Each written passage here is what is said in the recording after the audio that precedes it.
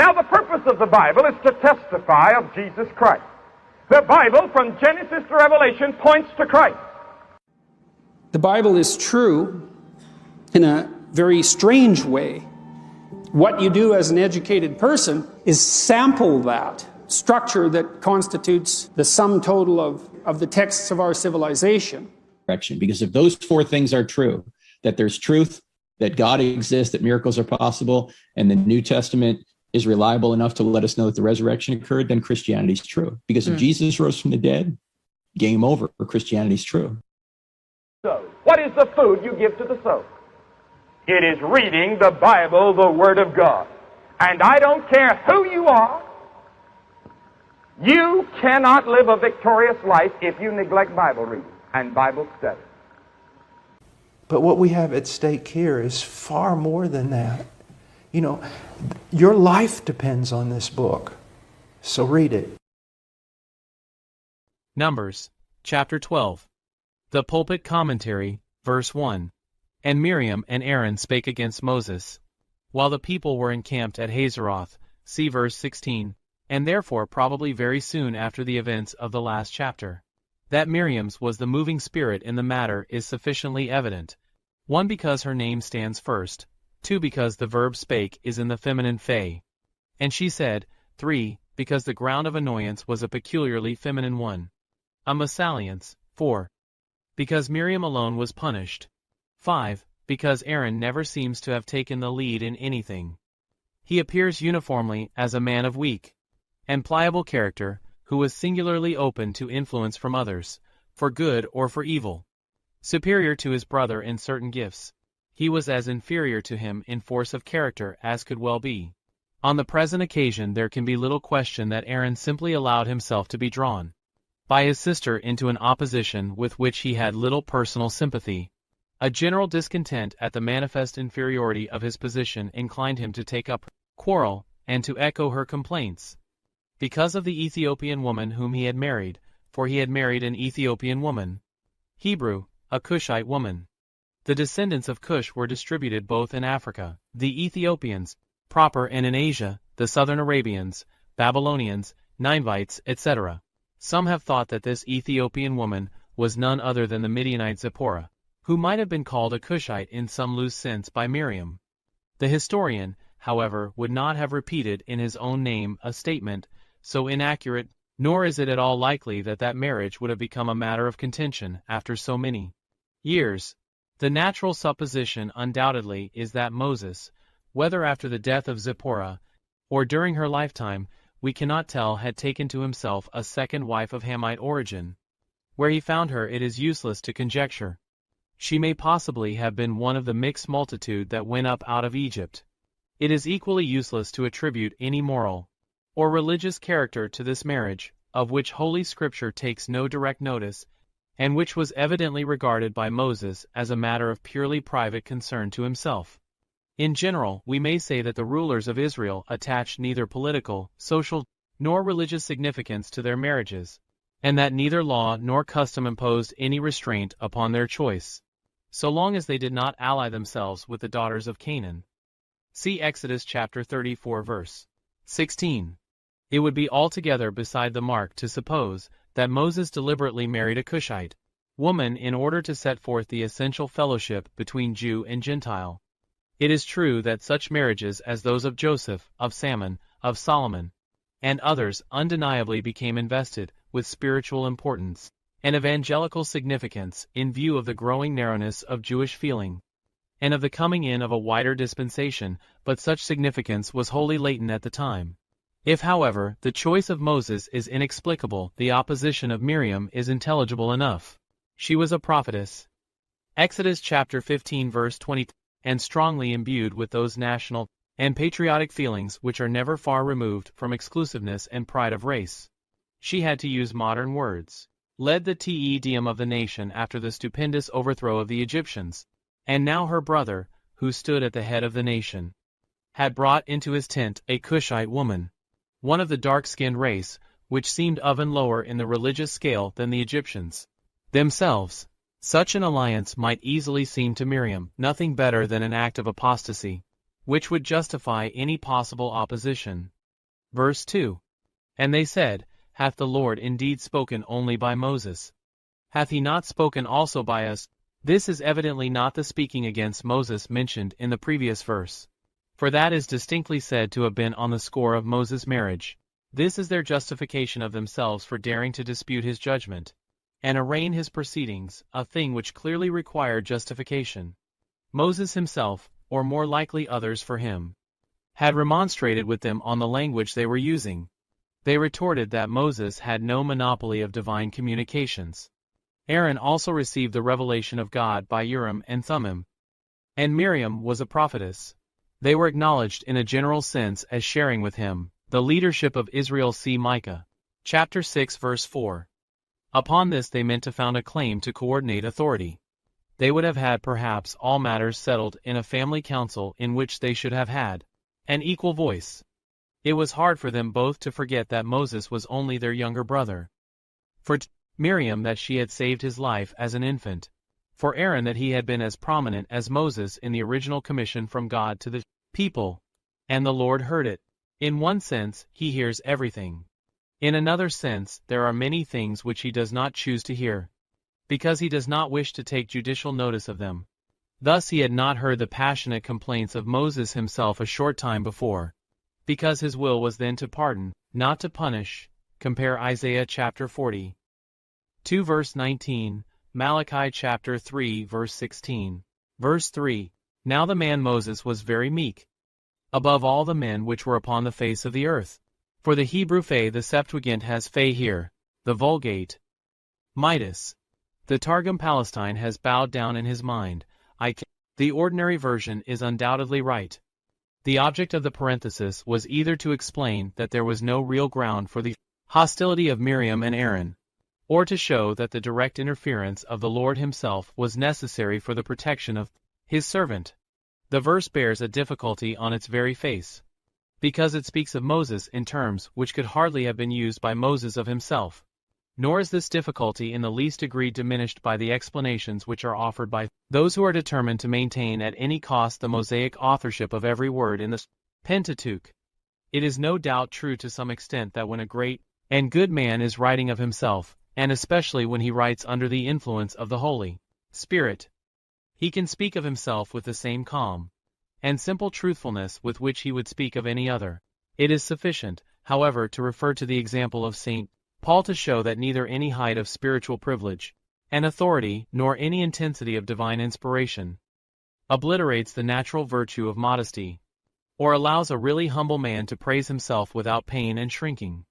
It is also to be observed that while St. Paul forces himself to speak of his privileges, distinctions, and sufferings, all of which were outward to himself, Moses would here be claiming for himself the possession of an inward virtue in greater measure than any other living soul. Surely it is not too much to say that if he did possess it in such measure, he could not possibly have been conscious that he did. Only one was thus conscious of his own ineffable superiority, and this very consciousness is one of the strongest arguments for believing that he was infinitely more than a mere man, howsoever good and exalted. There is but one theory that will make it morally possible for Moses to have written this verse, namely, that in writing he was a mere instrument, and not morally responsible for what he did write. Such a theory will find few upholders. But further, it is necessary to prove not only that Moses might have made this statement, but also that he might have made it in this form. Granted that it was necessary to the narrative to point out that he was very meek, it was not necessary to assert that he was absolutely the meekest man living. And if it was unnecessary, it was also unnatural. No good man would go out of his way to compare himself to his own advantage with all men upon the face of the earth. The whole form of the sentence, indeed, as well as its position, proclaim it so clearly to be an addition by some later hand, that the question may be left to the common sense and knowledge of human nature of every reader for the broad outlines of human character. Morality and virtue are the same in every age, and are not displaced by any accident of position or even of inspiration. A slight examination of passages from other sacred writers, which are sometimes adduced as analogous, will serve to show how profound is the difference between what holy men could say of themselves, and what they could not compare. Daniel chapter 1, verses 19 and 20, Daniel chapter 5, verses 11 and 12, Daniel chapter 9, verse 20. 3. Daniel chapter 10, verse 11. On the question of the inspiration of this verse, supposing it to be an interpolation, and as to the probable author of it, see the preface. As to the fact of Moses' meekness, we have no reason to doubt it, but we may legitimately look upon the form in which it is stated as one of those conventional hyperboles which are not uncommon even in the sacred writings. Compare Genesis chapter 7 verse 19, John chapter 20, 1 verse 25. And we cannot avoid perceiving that Moses' meekness was far from being perfect, and was marred by sinful impatience and passion on more than one recorded occasion. Verse 4. The Lord spake suddenly. How he spoke we cannot tell. But the word suddenly, Septuagint, say points to something unexpected and unusual. The voice seems to have come to the three in their tents before there was any thought in their minds of such an intervention. Come out ye, three. I.e., out of the camp, probably the camp of Moses and Aaron, on the east of the tabernacle court. See Numbers chapter 3 verse 30. 8. Verse 5. The Lord came down in the pillar of the cloud. The cloud which had been soaring above the tabernacle descended upon it. See Numbers chapter 11. Verse 20, 5 and Numbers chapter 12 verse 10. And stood in the door of the tabernacle. It would seem most natural to understand by these words the entrance to the holy place itself, and this would manifestly accord best with the movements of the cloud, as here described, for the cloud seems to have sunk down upon the sacred tent in token that the Lord was in some special sense present within it. On the other hand, the phrase must certainly be understood to mean the entrance of the court, or sacred enclosure. In Leviticus chapter 8 verses 3, 31, and 33, and probably in other places, as it is hardly possible that the phrase can have had both meanings. The latter must be preferred, and they both came forth, not out of the sanctuary into which Miriam could not have entered, but out of the enclosure. The wrath which lay upon them both, and the punishment which was about to be inflicted upon one, were sufficient reasons for calling them out of the holy ground. Verse 6. If there be a prophet among you, I the Lord will make myself known. More probably the Lord belongs to the first clause. If there be to you a prophet of the Lord, I will make myself known. So the Septuagint, fe, in a vision, fe, an internal vision, in which the eyes even if open saw nothing, but the effects of vision were produced upon the sensorium by other and supernatural means. See, for example, Amos chapter 7 verses 7 and 8, Acts chapter 10 verse 11. Speak unto him in a dream. Rather, speak in him, fe. The voice that spake to the prophet was an internal voice, causing no vibration of the outer air, but affecting only the inner and hidden seat of consciousness. It is not necessary to restrict the prophetic dream to the time of sleep. A waking state, resembling what we call day dream, in which the external senses are quiescent, and the imagination is freed from its usual restraints, was perhaps the more usual mental condition at the time. Indeed, the divine communications made to Joseph, Matthew chapter 1 verse 20, Matthew chapter 2 verse 13, and to the Magi, Ibid. Numbers chapter 2 verse 12, are almost the only ones we read of as made during actual sleep, unless we include the case of Pilates' wife, Ibidim, or the same place, Numbers chapter 20. 7 verse 19, and none of these were prophets in the ordinary sense. Compare, however, Acts chapter 2 verse 17. B. Verse 7. My servant Moses is not so. No words could more clearly and sharply draw the distinction between Moses and the whole laudabilis numerous of the prophets. It is strange that, in the face of a statement so general and so emphatic, it should have been doubted whether it applied to such prophets as Isaiah or Daniel. It was exactly in visions and in dreams, i.e., under the peculiar psychological conditions, so-called, that these greatest of prophets received their revelations from heaven. The exceeding richness and wonder of some of these revelations did not alter the mode in which they were received, nor raise them out of the ordinary conditions of the gradus propheticus. As prophets of future things, they were much greater than Moses, and their writings may be to us far more precious But that does not concern the present question, which turns exclusively upon the relation between the divine giver and the human receiver of the revelation. If words mean anything, the assertion here is that Moses stood on an altogether different footing from the prophet of the Lord in respect of the communications which he received from the Lord. It is this essential superiority of position on the part of Moses which alone gives force and meaning to the important declarations of Deuteronomy, chapter 18, verse 15, John chapter 1, verse 20, 1b John chapter 6, verse 14, chapter 7, verse 40. Faith. Moses had no successor in his relations with God until that Son of Man came, who was in heaven all the time he walked and spake on earth, who is faithful in all mine house. Fe with fe means to be proved, or attested, and so established. Compare 1 Samuel chapter 3 verse 20, 1 Samuel chapter 22 verse 14. The Septuagint gives the true sense, fe mu omicron upsilon fe, and so it is quoted in the Epistle to the Hebrews chapter 3 verse 2. The house of God, as the adjective whole shows, is not the tabernacle, but the house of Israel, the word house standing for household, family, nation. As so often in the sacred writings, see Genesis chapter 40, 6 verse 20, 7 Leviticus chapter 10 verse 6, Hebrews chapter 3 verse 6. Verse 8. Mouth to mouth. Equivalent to face in Exodus chapter 30, 3 verse 11. What the exact facts of the case were it is not possible to know. Scarcely to imagine, but the words seem to imply a familiar speaking with an audible voice on the part of God, as distinguished from the internal voice, inaudible to the ear, with which he spake in the prophets. To assert that the revelations accorded to Moses were only subjective modifications of his own consciousness is to evacuate these strong words of any meaning whatever. Apparently, Fe Septuagint fe is an accusative in apposition to what goes before by way, apparently of further definition. It is the same word translated vision in verse 6, but its meaning here must be determined by the expression in riddles, which stands in antithesis to it. It was confessedly the case with most prophetic utterances that the language in which they were couched was quite as much intended to conceal as to express their full meaning.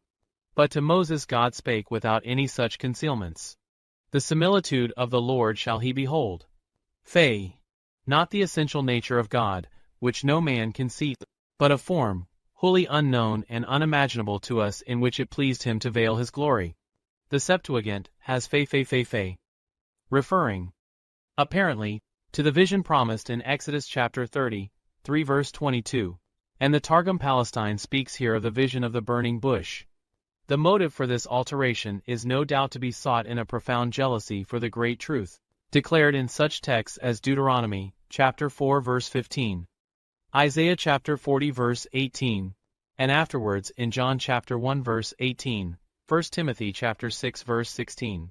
But the statement in the text is a general one, and can only mean that Moses habitually in his intercourse with God had before his eyes some visible manifestation of the invisible God, which helped to make that intercourse at once more awfully real and more intensely blessed.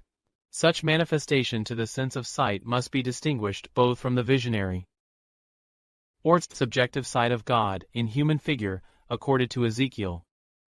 Ezekiel chapter 1 verse 26, to Isaiah chapter 6 verse 1, to St. John Revelation chapter 4, verses 2 and 8, and perhaps to others, and also from such theophanies in angel guise as are recorded in Genesis chapter 30, 2 verse 30, Judges chapter 13 verses 9 and 2, and elsewhere.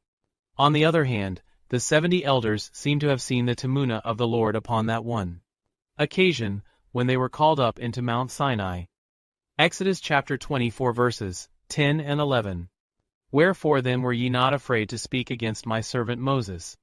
No doubt it was the double fact of their relationship to Moses after the flesh, and of their sharing with him in certain spiritual gifts and prerogatives, which made them oblivious of the great distinction which lifted him above their rivalry and should have lifted him above their contradiction.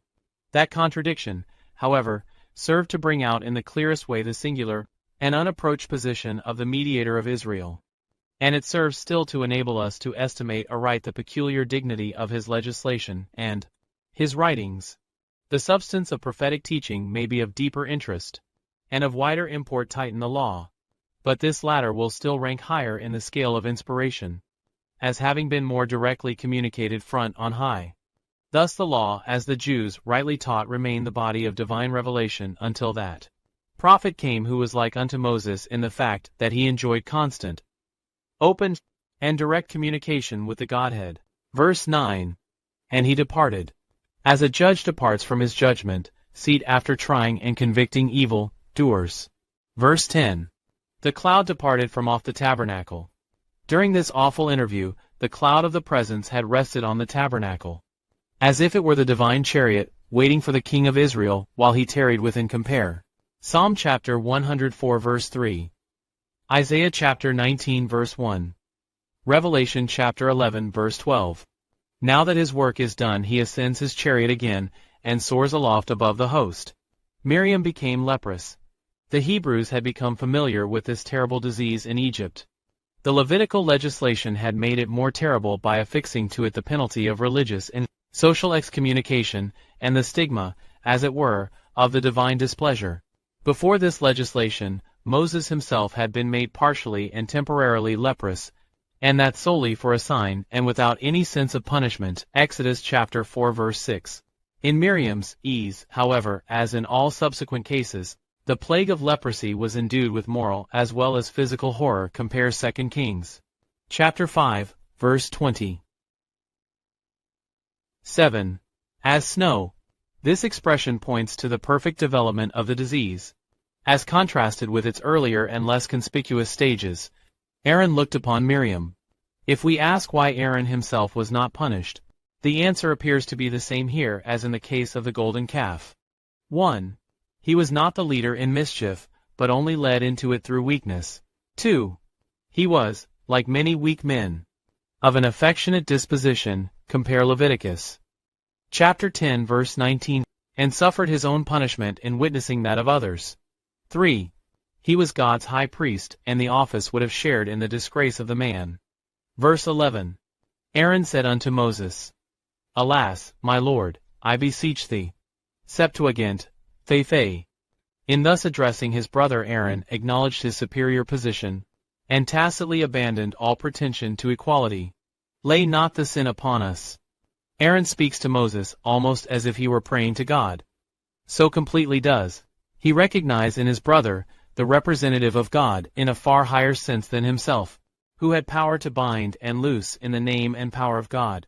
What Aaron really prays for is that the sin, which he frankly confesses, may not be imputed to them.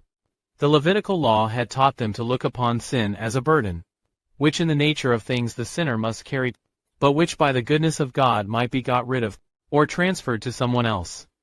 Compare Leviticus chapter 4 verse 4, Leviticus chapter 16 verse 20, 1 John chapter 1 verse 20, 9 verse 12. As one dead, rather, as the dead thing, i.e., the still born child, in which death and decay have anticipated life. Such was the frightful effect of leprosy in its last stages. Verse 13. Moses cried unto the Lord.